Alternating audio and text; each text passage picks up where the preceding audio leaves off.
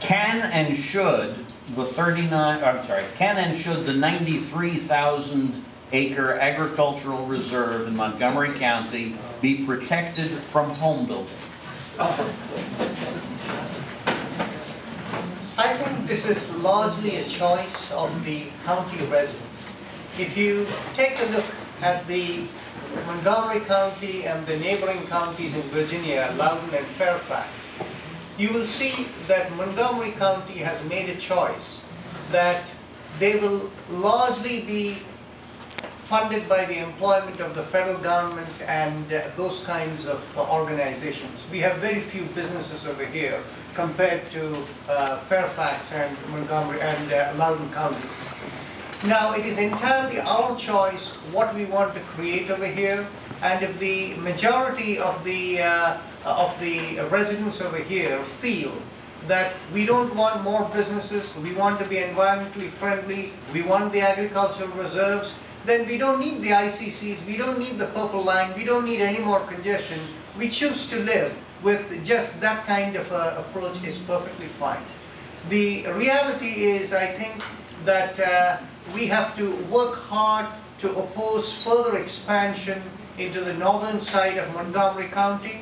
If we become more and more open and we say in order to expand the tax base, we want more businesses to come in over here, the reality is it will start creeping into the agricultural reserve at some point in time. And therefore, it is for the residents to decide whether we want to be the way we are and work within the funds that we have from our tax base, and no need to look for more big businesses and industries to come in over here. It's perfectly fine. But if we move in that direction where people are claiming right now we need to expand the tax base and all of that, we will very soon get into this trouble. And so we need to be very careful, and I stand here for whatever the people want. I just want people to realize the pros and cons and be effective in articulating that. Thank you. Thank you. Next candidate is Dutchie Trey. Well, I've been on public record for a long time. I have made a very firm commitment to preserving the agricultural reserve. It's one of the things that is unique about Montgomery County and really makes it a special place to live.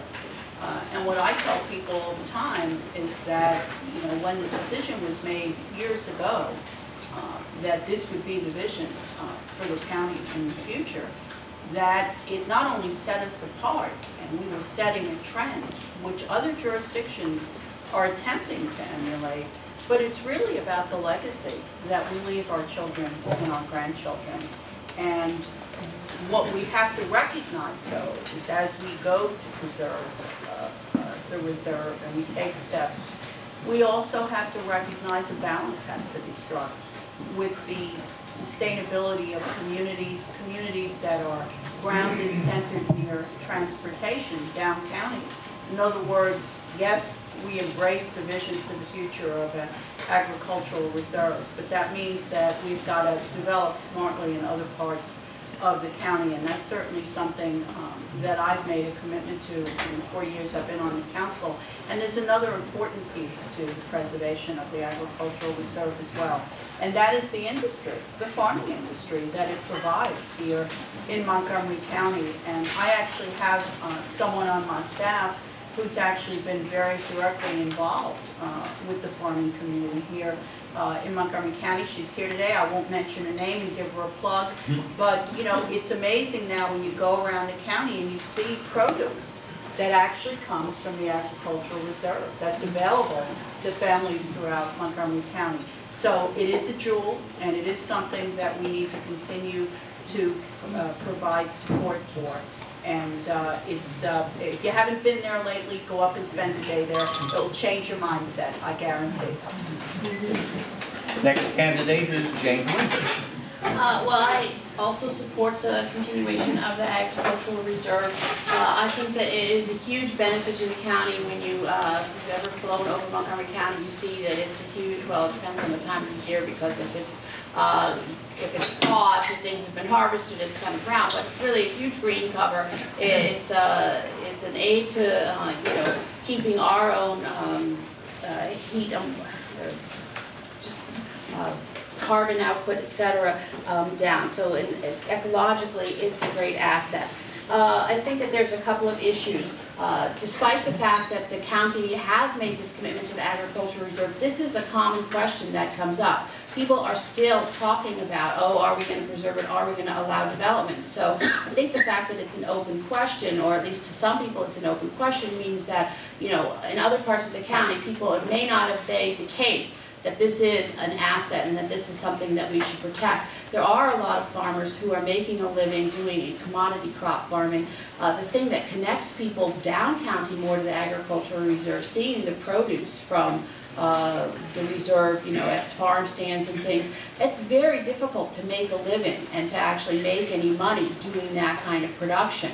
And so the county could do more to facilitate the use of land, whether it's under, you know, high wires or land that's not being used, it's county owned, to allow people to farm on it. Because it's difficult, it's not a viable economic model in most cases to grow those vegetables, which provide the connection to the community and which let people know that this is a valuable thing. I think that we also have to be willing to accept the consequences. The fact that we've decided not to develop housing, you know, vast tract housing in the upper part of the county means that some people did bypass the upper part of the county and move to Frederick and are still driving down here to work. And that's a consequence of having the agricultural reserve. It's one that I'm willing to accept, but we have to understand that that's part of it. And I think that we also have to understand that if we said that we're not going to build a lot of housing up there, then we have to look into how can we preserve a school like Monocacy that is so small but has no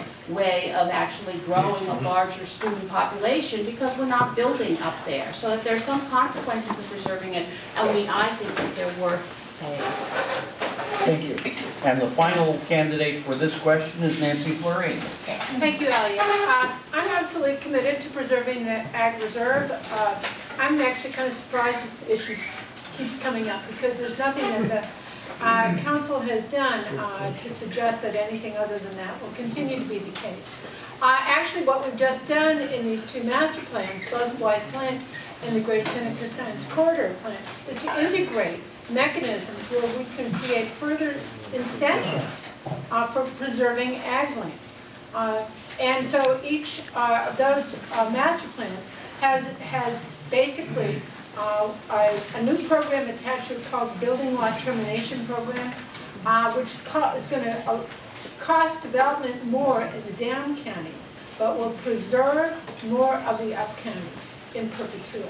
And I think that's what makes Montgomery County stand out among the region in terms of its commitment to agricultural open space, and I'm certainly one of those who supports that.